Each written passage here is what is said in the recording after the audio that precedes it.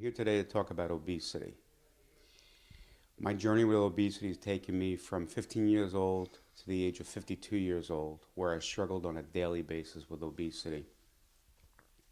It consumed my life. I felt helpless. I was on numerous diets through that time.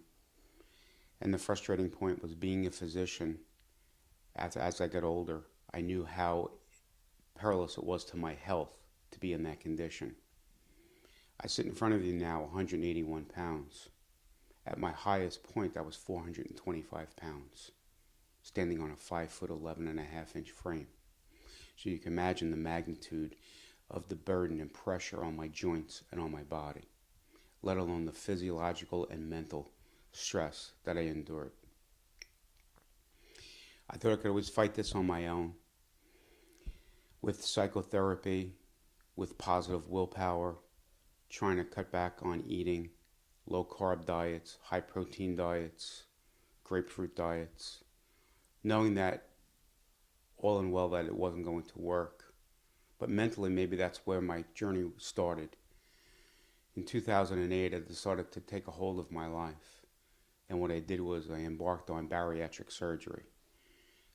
It's something I'd been thinking of for 8 years. It took me a long time to come to that decision. I researched it thoroughly, going to UCLA, going to Texas, different surgeons in New York, and at the Mayo Clinic. Finally, I found the surgeon who would do a procedure that I was looking for. I wasn't looking for gastric bypass or lap banding, where I had a propensity to gain back weight or just a limited amount of weight loss. If I was going to lose weight, it was going to be substantial, and the possibility of gaining it back was going to be very, very small potential. I embarked on this procedure called biliary pancreatic diversion with a duodenal switch. I had that procedure done on February 17th, 2009. I apologize. It's been a year and a half, 18 months. In that time, I've lost 250 pounds. This was a tool. It was not an escape, and by no means was it easy. This was the most challenging thing I've ever done in my life. I had an affliction to food. I had a perversion with food.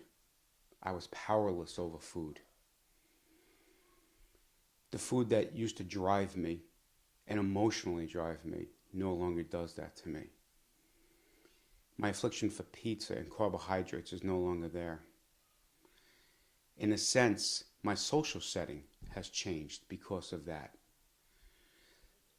A lot of the dating or the ritualistic things that you do with going out with friends and surrounding yourself around a table or going out to a restaurant takes on a different meaning now. This is a serious endeavor. I need to take vitamins, particularly fat-soluble vitamins, A, D, E, and K, for the rest of my life. I cannot fall into the same patterns I did with eating and going, it's okay if I have an ice cream. It's okay if I have a piece of dessert. It's okay if I have one more piece of pizza. I can't do that now. Yeah, maybe in those days I can gain a pound or two and look and go, I need to cut back. Nowadays I can be put into extraordinary physiological problems. Vitamin deficiency, protein deficiency, if I don't get my protein intake and my vitamin intake. So yes, it was a tool, but it was no easy escape. Every day is a daily challenge for me to make sure that I'm doing what I'm supposed to do.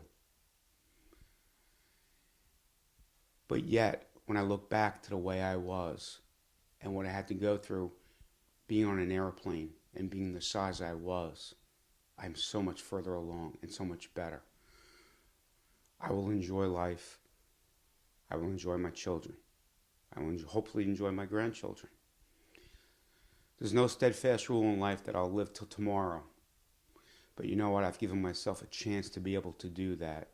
And God willing, with the surgery that I've had and my mindset that I have, I'll live a healthy and normal life. Thank God for this procedure. Thank you.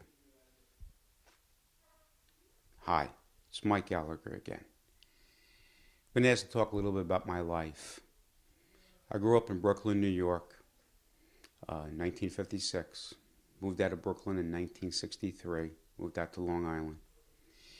Ever since I've been about 5 years old, I knew I wanted to be a doctor, medical doctor, chiropractor. I knew I wanted to help people. I have this innate drive in me to help people and want to be around people and help people. When I was in school, high school, I remember trying to go into a Spanish class, take a language. I wanted to take Latin, actually, because going into high school, I knew that you needed to get to medical school, you needed Latin, you needed a language. But I wasn't the top of my grade.